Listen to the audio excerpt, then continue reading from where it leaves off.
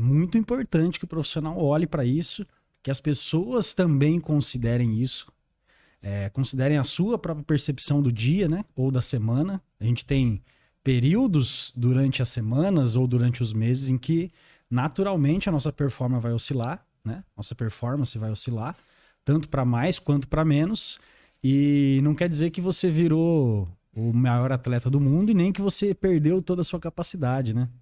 Isso é importante, hein, Renan? Que você tá falando, cara, porque essa variação dia a dia, variação semana para semana, quando você compara você com você mesmo e compara você com, se você trabalha com alguns alunos ou clientes, ela acontece sempre.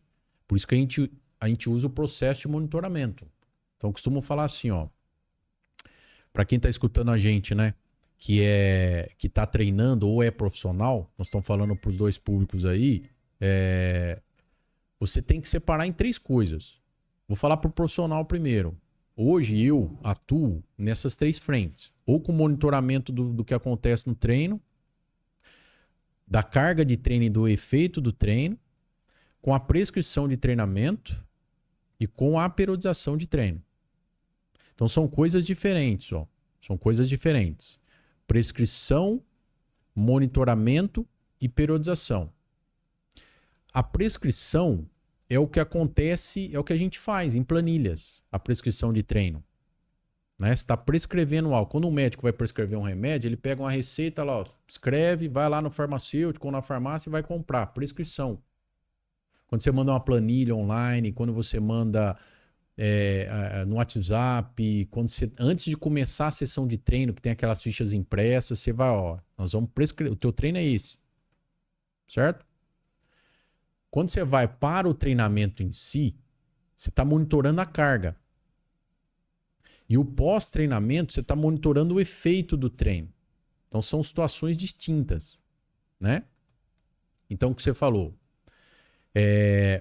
As pessoas variam muito de dia para dia em relação ao comportamento que elas têm frente a uma prescrição. Então, por isso que hoje a gente atua com a prescrição de treinamento e com o monitoramento da carga e do efeito do treino a longo prazo. A periodização de treinamento, ela não é um processo engessado. Você vai fazer um exercício... eu vou dar um exemplo assim o treinamento cardiopulmonar lá no SUS que eu falei que eu trabalho, a gente não faz diretamente lá. A gente trabalha muito em cima das capacidades neuromusculares, que é força, flexibilidade, entra a mobilidade também e a parte coordenativa, né? Mais coordenativa, a coordenação motora intramuscular e intermuscular. E a parte cardiopulmonar a gente faz por fora, por meio de planilhas. E atua orientando o pessoal. Aí usa vários métodos de controle, que nem você falou, dá pra gente fazer de longe isso aí. Usa PSE, usa frequência cardíaca, a gente usa limiar de conversação, que é uma dica legal para dar pro pessoal. Depende da pessoa. A gente encontra isso na consulta que a gente faz. Não é todo mundo que tem acesso a um frequencímetro. Tudo bem que hoje está massificado, mas tem a PSE, tem a relação com a ventilação pulmonar, tem vários métodos.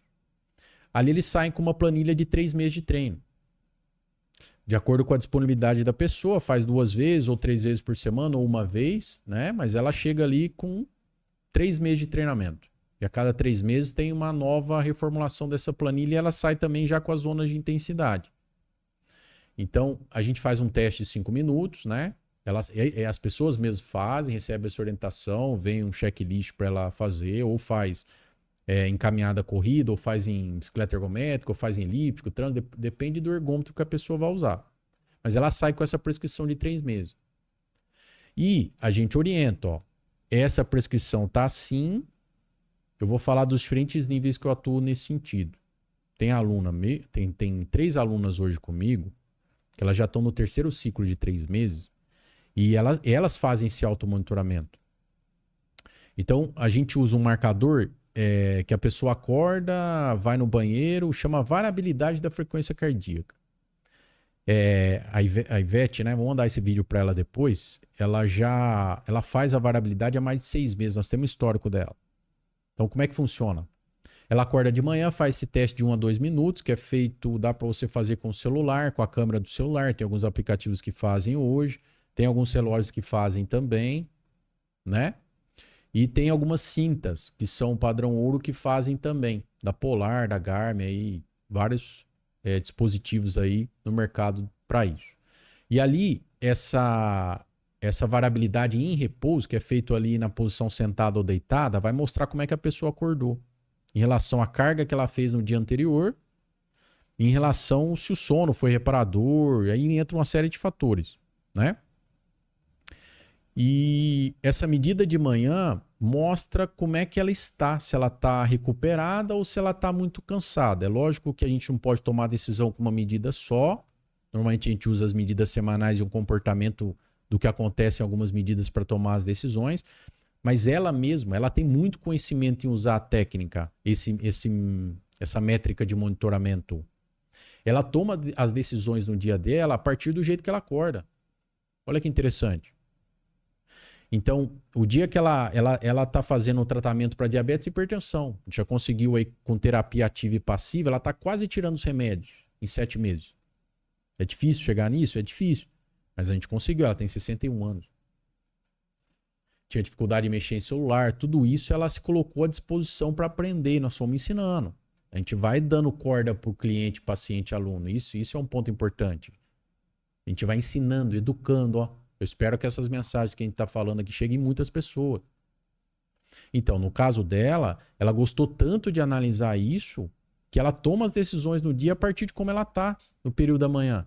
Então, se ela está muito estressada, que ela percebeu ali, ela já modula o dia dela para ter momentos ali. A gente trabalha muito respiração guiada também, respiração pulmonar, que abaixa muito o nível de estresse. Sempre oriento os alunos aí 2, 3 vezes por dia. Hoje a gente fica na respiração apical, que é o que a gente está aqui, ó. Agora é o momento. Nós estamos acelerados. Né? Aquela respiração mais cachorrinho, você não consegue encher a caixa pulmonar, a caixa torácica aqui com ar, ó. Você fica o dia inteiro assim, né? O pessoal está ansioso hoje. Precisa ter esses momentos de recuperação. Então ali ela modula. O treino que a gente faz vai de acordo com o estado que ela está no dia. Né? A gente não usa só esse marcador, usa outros também, medidas subjetivas, outras medidas também. Mas olha o nível que a gente chega. A gente tem a periodização pré-programada, que é a prescrição. A gente monitora o que acontece no treino e monitora o que acontece após o treino, que é o efeito do treinamento. Efeito agudo e efeito crônico. Efeito agudo a curto prazo, em até 7 dias. E efeito crônico, mais de 7 dias. Para a ciência do esporte. Então, a gente toma as decisões mediante ao comportamento da carga, mediante ao comportamento do efeito do treino e mediante aquela prescrição que a gente fez. Se dá para a gente adiantar, né? Se ela está respondendo muito bem ao treinamento, a gente adianta alguns treinos mais intensos e volumosos. No caso dela, nessa planilha de resistência cardiopulmonar, ela usa o método contínuo e o método intervalado. Método intervalado extensivo, né? Estímulos e o de alta intensidade, o HIIT. Estímulos aí de 30 segundos, 1 minuto, até 3 minutos. Então tem toda uma progressão.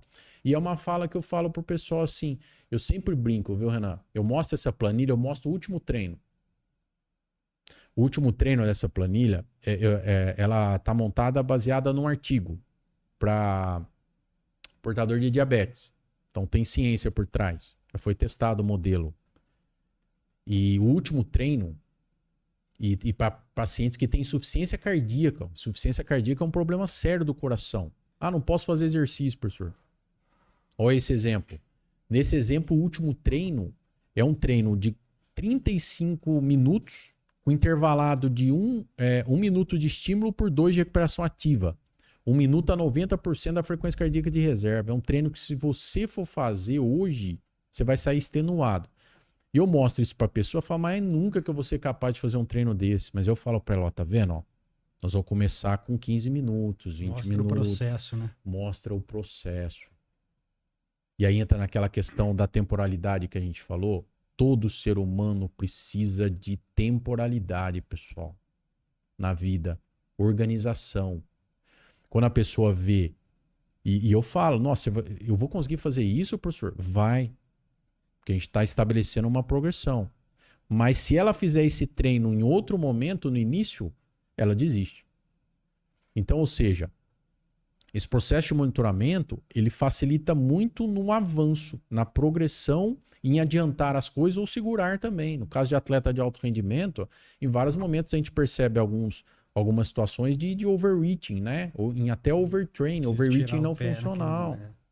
Como que a gente toma essas decisões?